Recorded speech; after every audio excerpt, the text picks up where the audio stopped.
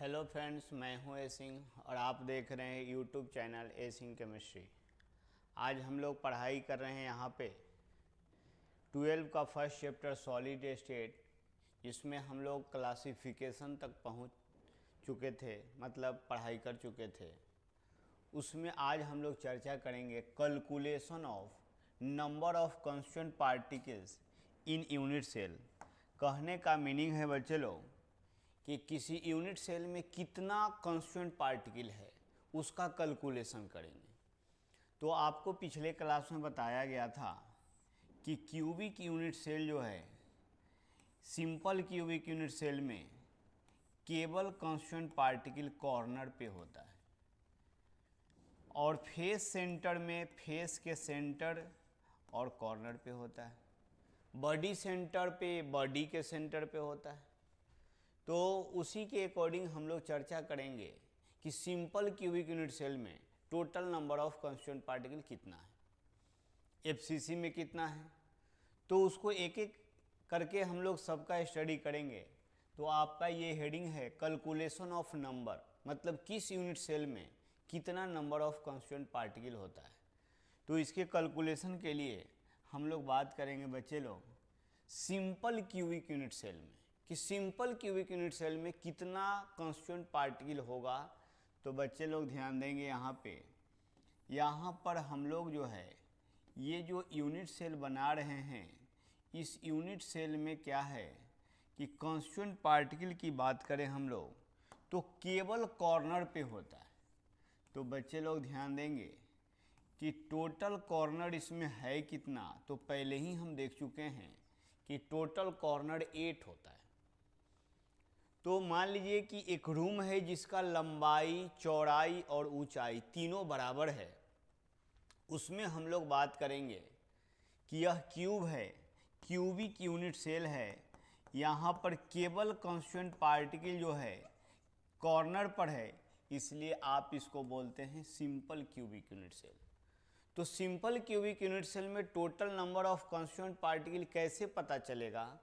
तो हम लोग ध्यान देंगे कि जैसे ये यूनिट सेल है तो इसके बगल में फिर दूसरा यूनिट सेल होगा और उसका भी कॉर्नर यही होगा। तो अगर हम बात करें बच्चे लोग तो एक सरफेस पर अगर 4 यूनिट सेल हम लोग बनाते हैं तो उस चारों का कॉर्नर जो है यहाँ पे है और इसी के ऊपर फिर 4 बना देते हैं। तो आप देख रहे हैं क्या चीज, दूसरा 4 का नीचे वाला कॉर्नर यहाँ होगा और नीचे वाले चारों का ऊपर होगा। मतलब एक कॉर्नर से मैक्सिमम 8 रूम अटैच होगा। आप देख रहे हैं यहाँ पर ये जो हम लोग देख रहे हैं यहाँ पे ये 8 रूम जो है एक दूसरे के साथ अटैच है। लेकिन ये 4 नीचे जो उजला कलर से मैंने दिखाया और 4 जो है कि मैंने येलो कलर से दिखाया, तो चारों का कॉर्नर एक ही जगह है। डैट मीन्स इस बात से क्लियर होता है कि एक एटम से मैक्सिमम 8 रूम अटैच हो सकता है, मतलब 8 क्यूबिक यूनिट सेल अटैच हो सकता है। बातें जब होगी कि एक कॉर्नर को कितना कंट्रीब्यूशन है एटम का, तो यहाँ पर एक एटम से 8 रूम अटैच है, 8 क्यूब अटैच है।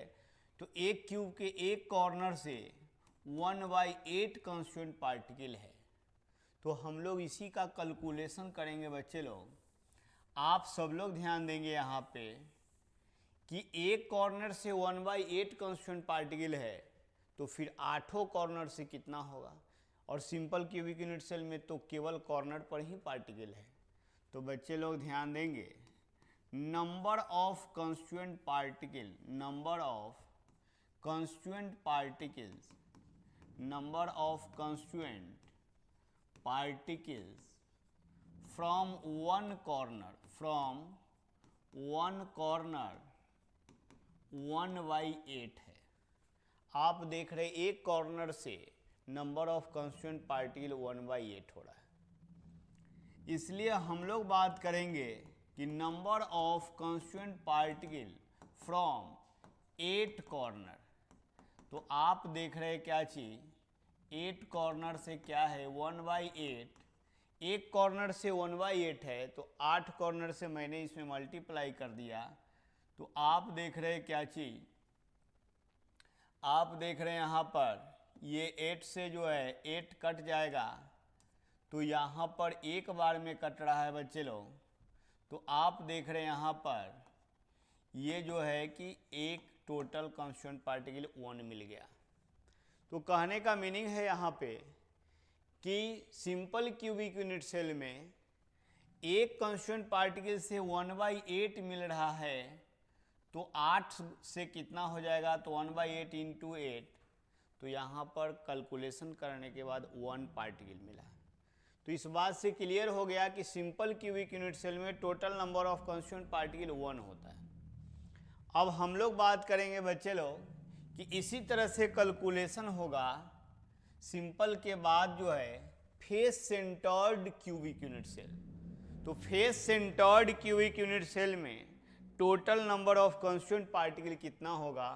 तो सबसे पहले बच्चे लोग हम लोग यहाँ पे ये बनाते हैं ये यूनिट सेल, और हम लोग पहले ही से जानते हैं कि एफसीसी में कांस्टेंट पार्टिकल कॉर्नर के साथ साथ यूनिट सेल के फेस के सेंटर पर भी कांस्टेंट पार्टिकल प्रेजेंट होता है। तो आप देख रहे हैं क्या चीज कि यहाँ पर जो कांस्टेंट पार्टिकल है तो फेस के सेंटर पर है। आप देख रहे हैं यहाँ पर 4 गो तो दीवार है और एक छत और दूसरा फेस ये फर्श। तो कॉर्नर से तो पहले ही क्लियर हो चुका है कि कॉर्नर से 1/8 कांस्टेंट पार्टिकल मिलता है। और आप देख रहे बच्चे लोग कांस्टेंट पार्टिकल जो है 1/8 कॉर्नर से मिल रहा है, फेस से कितना मिलेगा। तो बात क्लियर है कि इस दीवार के बीच से अगर काट करके और यहाँ पे एटम को अरेंज किया जाए तो आधा पार्ट इस रूम में और आधा पार्ट उस रूम में, मतलब एक फेस से एक एटम से कांस्टेंट पार्टिकल का कंट्रीब्यूशन 1/2 होगा। तो आप देख रहे हैं कि एक फेस से हमको पता चल गया 1/2, तो फिर तीनों फेस जितना भी फेस है मतलब टोटल नंबर ऑफ 6 है, तो उससे पता कर लेंगे कि कितना होगा। और कॉर्नर से तो पहले ही पता है कि 1/8 एक कॉर्नर से है, तो 8 कॉर्नर से कितना होगा। तो कैलकुलेशन करने की बात है कि total number of constant particle, total number of constant particles from all corners, तो आपने देखा है कि 1 है, क्योंकि 1/8 इंटू 8, तो 8 से 8 कटने के बाद 1 बचता है। और यहाँ पर number of constant particles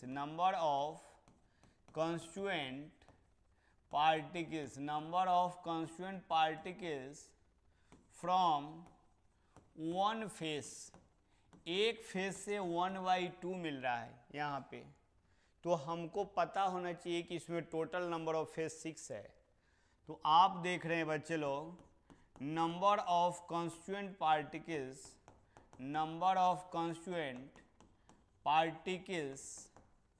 from 6 face, from क्या है बच्चे लोग, फ्रॉम 6 फेसेज। आप देख रहे हैं यहाँ पर 1/2 इंटू 6, तो आप देख रहे हैं यहाँ पर फेस से कितना मिला, 3 मिल गया। तो आप देख रहे हैं 1/2 और 6, तो यहाँ पर 6 कट के 3, तो टोटल कितना हो जाएगा, टोटल। तो number of constant particle from all corner 1 और ऑल फेसेज 3, तो इसमें total number of constant particle कितना हो गया। आप देख रहे हैं क्या चीज कि यहाँ पर total number of constant particle जो है यहाँ पर हो गया 4। तो अब हम लोग बात कर रहे हैं यहाँ पर, ये तो फेस सेंटर की बातें हुई। अब हम लोग आगे बात करें body centred cubic unit cell का। Body centred cubic unit cell में बात करेंगे हम लोग कि total number of constant particle कितना है। तो बात पहले से ही क्लियर है कि body centred cubic unit cell में कांस्टेंट पार्टिकल कहाँ कहाँ प्रेजेंट होता है। तो बच्चे लोग ध्यान देंगे, कॉर्नर के साथ साथ यूनिट सेल के सेंटर पर कॉन्स्टिट्यूएंट पार्टिकल प्रेजेंट होता है। तो यहाँ पर जो आप देख रहे हैं इसका कैलकुलेशन हम लोग कैसे करेंगे, तो आप देख रहे हैं बच्चे लोग कि कॉर्नर से जो है 1/8, ये तो बात पहले ही से क्लियर है। और यहाँ यूनिट सेल के सेंटर से कितना होगा, तो बच्चे लोग ध्यान देंगे यहाँ से 1 होगा। क्यों भाई, तो एक रूम में जहाँ पे पंखा टंगा हुआ है, अगर बीच में पंखा टंगा हुआ है और बीच सेंटर पर वो लटका हुआ है, तो उस पूरे रूम का हिस्सा एक एटम का होगा। मतलब इस पूरे रूम के बीच में है तो इसी रूम का शेयर होगा इसका। तो आप देख रहे हैं यहाँ पर कि यहाँ पर जो आप सेंटर से देख रहे हैं 1 मिल रहा है और एक कॉर्नर से 1/8, तो टोटल कॉर्नर से तो पहले ही कैलकुलेशन हो चुका है कि 1/8 इंटू 8 बिकम्स इक्वल टू 1, 1 होता है। तो टोटल नंबर ऑफ 2 हो जाएगा, एक कॉर्नर से और एक जो है कि यूनिट सेल के सेंटर से। तो हम लोग बात करेंगे number of constituent particles, number of constituent particles from all corners, आप देख रहे हैं यहाँ पर ये जो है कि 1 है। और number of constituent particles from centre of unit cell, centre of unit cell आप देख रहे हैं यहाँ पर 1। तो सेंटर ऑफ यूनिट सेल से 1 है और number of constituent particle from all corner से 1 है। तो total constituent particle, total constituent particles कितना हो जाएगा, तो बच्चे लोग ध्यान देंगे आप कि 8 कॉर्नर से 1 मिला है और यूनिट सेल के सेंटर से 1 है, तो total number of constituent particle 2 हुआ। तो body centred cubic unit cell में आपने 2 देखा। अब सेम इसी तरह से हम लोग बात करेंगे बच्चे लोग end centred cubic unit cell. तो बात पहले ही से क्लियर है कि end centred cubic unit cell क्या होता है। तो end centred cubic unit cell जो है आप देख रहे हैं क्या चीज, कॉर्नर के साथ साथ 2 अपोजिट फेस पे कॉन्स्टिट्यूएंट पार्टिकल होता है। आप देख रहे हैं क्या चीज कि दोनों अपोजिट फेस से बातें हुई, या तो छत और फर्श पे भी हो सकता है या इस फेस से और इस फेस पर भी हो सकता है। तो यहाँ पर आप देख रहे हैं ये बात पहले ही से क्लियर है कि कॉर्नर से 1/8 मिलता है, तो सभी 8 कॉर्नर से 1/8 इंटू 8 तो 1 हो जाता है। और 2 अपोजिट फेस से तो बात ये भी पहले से क्लियर है कि एक फेस के सेंटर से 1/2 मिलता है, तो 2 अपोजिट फेस से कैलकुलेशन कर लेंगे। बच्चे लोग ध्यान देंगे number of constituent particles, number of constituent particles from all corner जो है यहाँ पर all corner से 1 मिलता है, पहले ही कैलकुलेशन हो चुका है 1/8 इंटू 8 तो 1 हो गया। और यहाँ पर number of constituent particles from one face से जो है कि 1/2 मिलता है। और इसमें टोटल नंबर ऑफ 2 फेस है जिस पर कॉन्स्टिट्यूएंट पार्टिकल प्रेजेंट है, तो हम लोग कह सकते हैं कि from 2 opposite face, 2 opposite face कितना है, तो 1/2 इंटू 2, तो आप देखेंगे यहाँ पर भी कितना हो गया 1। तो total number of constituent particle जो है, total number of constituent particles जो है वह हो जाएगा 1 कॉर्नर से 2 अपोजिट फेस से 1, तो टोटल यहाँ पर कितना हो जाएगा 2। तो बच्चे लोग आपने देखा end centred cubic unit cell total number of constituent particle 2 आया। तो अगर हम इसको समराइज करें तो आप देख रहे हैं क्या चीज कि number of constituent particles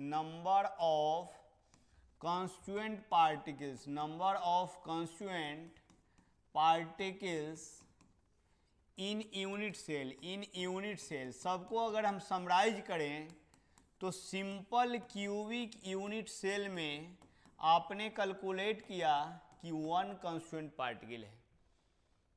FCC में नंबर ऑफ कॉन्स्टिट्यूएंट पार्टिकल आप देख रहे हैं यहाँ पर 4 है। BCC में आप देख रहे हैं नंबर ऑफ कॉन्स्टिट्यूएंट पार्टिकल 2 है।